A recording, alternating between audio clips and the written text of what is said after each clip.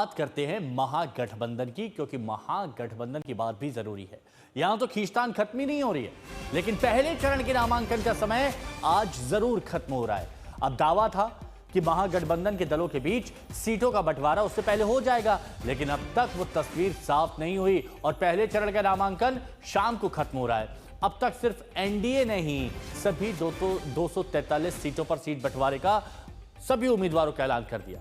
महागठबंधन अब भी अंदरूनी लड़ाई से जूझ रहा है और सूत्रों के मुताबिक महागठबंधन के दलों में कुछ सीटों को लेकर आपसी दावेदारी है और उन सीटों में सिमरी बख्तियार सीट है, जहां 2020 में मुकेश सहनी चुनाव लड़े थे और अब इन सीटों को लेकर सिर्फ फुटबॉल का दौर, नाराजगी का दौर चल रहा है।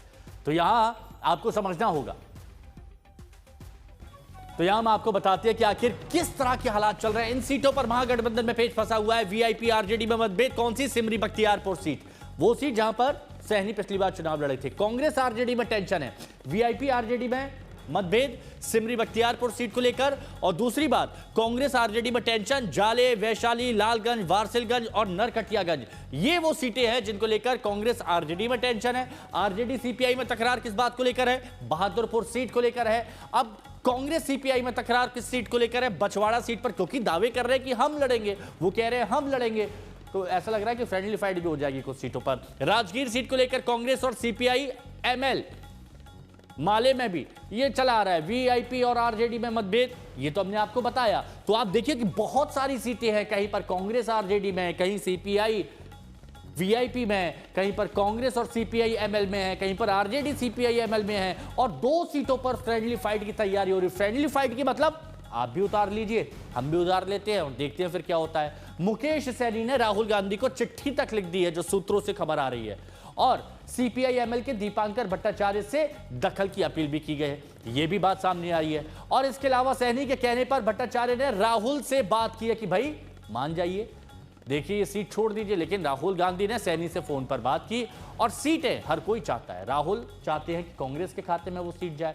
शुक्रवार को 2 बार प्रेस कॉन्फ्रेंस टाला था सहनी ने, 2 बार, एक 12 बजे, 4 बजे। अब वीआईपी अब कम से कम 18 सीटों पर अड़ी हुई है कि 18 से कम तो अब नहीं मानेंगे। 2 सीटों पर फ्रेंडली फाइट की तैयारी चल रही है, लेकिन आरजेडी 12 सीटें देने की बात कर रही है, लेकिन 18 सीटों पर। अब ये तो डेप्यूटी सीएम की पोस्ट भी मांग रहे थे, 40 से ऊपर सीटें मांग रहे थे। रोहित सिंह हमारे सहयोगी हमारे साथ जुड़े हुए हैं।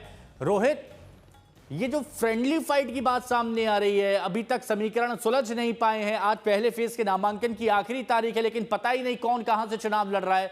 ये डैमेज नहीं करेगा महागठबंधन को?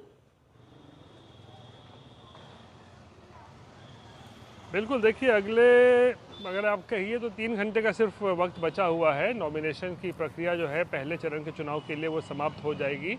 तो ऐसे में अभी तक आप समझ लीजिए कि महागठबंधन की कोई आधिकारिक लिस्ट तक नहीं आई है। 2 तरह की लिस्ट होती है। पहला सीट शेयरिंग, कौन किस सीट पर, पहले तो होता है फॉर्मूला, मैं माफ़ कीजिएगा, कि भाई कौन कितने सीटों पर चुनाव लड़ेगा, कांग्रेस कितने पर लड़ेगी, आरजेडी कितनों पर लड़ेगी। दूसरा होता है कौन से सीट किसके खाते में जाएंगे। तो इन दोनों को लेकर जो है कन्फ्यूजन है। हाँ, ये बात ज़रूर है कि चाहे वो आरजेडी हो, कांग्रेस हो या लेफ्ट हो, सभी लोगों ने अलग अलग से करके जो है अपनी अपनी लिस्ट जो है वो कोई जारी की हुई है, या जिसने जारी नहीं की है उसने अपने उम्मीदवार को सिंबल बांट दिया है कि जाइए आप अपना नामांकन कर दीजिए। तो यहाँ पर यहाँ भी आप कह सकते हैं बहुत ही एक ऊहापोह की स्थिति है, एक कन्फ्यूजन की स्थिति है।